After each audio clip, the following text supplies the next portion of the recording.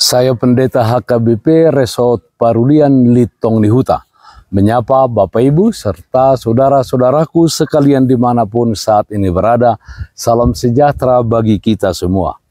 Sebelum kita mendengar dan merenungkan firman Tuhan, marilah kita berdoa. Berfirmanlah ya Tuhan, hati dan pikiran telah kami siapkan untuk mendengarkan-Mu. Amin.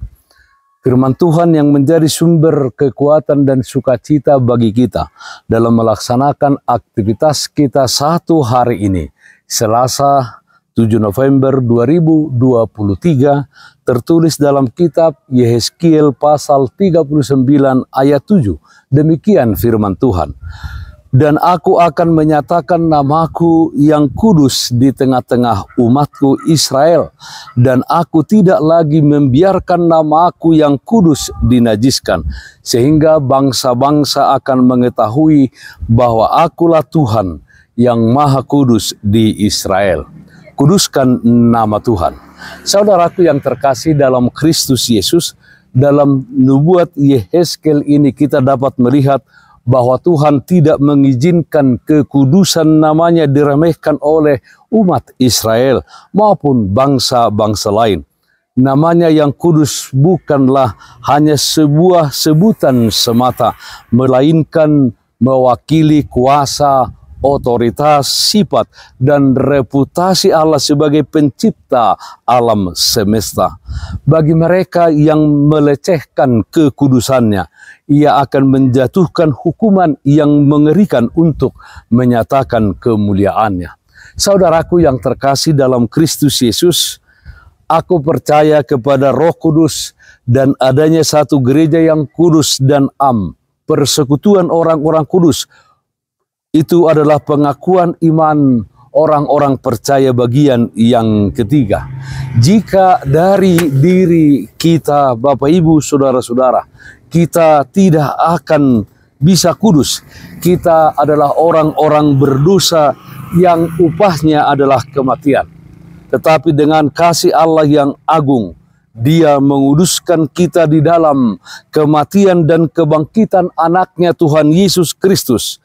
Sebagai orang-orang yang telah dikuduskan Tuhan, Tuhan tidak akan membiarkan namanya yang kudus kita najiskan oleh perbuatan dan tingkah laku kita yang tidak sesuai dengan kehendaknya. Sebaliknya, melalui kehidupan yang kita tunjukkan, kekudusan Tuhan dinyatakan kepada semua orang.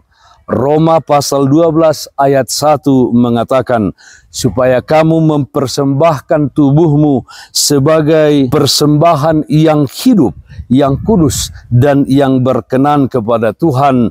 Itu adalah ibadahmu yang sejati. Saudaraku yang terkasih dalam Kristus Yesus, di tengah-tengah dunia yang serba canggih dan penuh persaingan ini, belum lagi kita menghadapi persoalan-persoalan hidup, kesusahan, penderitaan, dan lain sebagainya.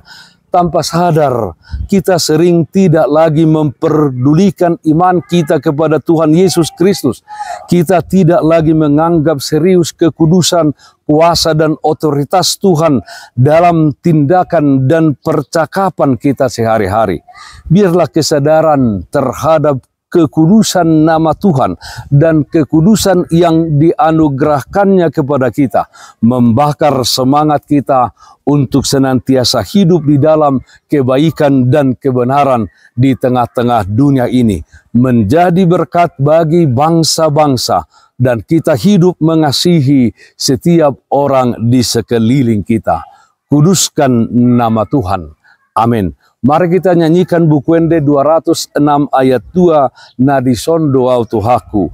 Sai matahon au Tuhaku, sai rajai madirikon, ho hinirim ni rohaku, si pangoluton dikon, rohami matu rohaku, ho diau di ho awon. Marilah kita berdoa. Yalah Bapa di dalam surga, Allah yang kami sembah dalam nama anakmu Tuhan Yesus Kristus.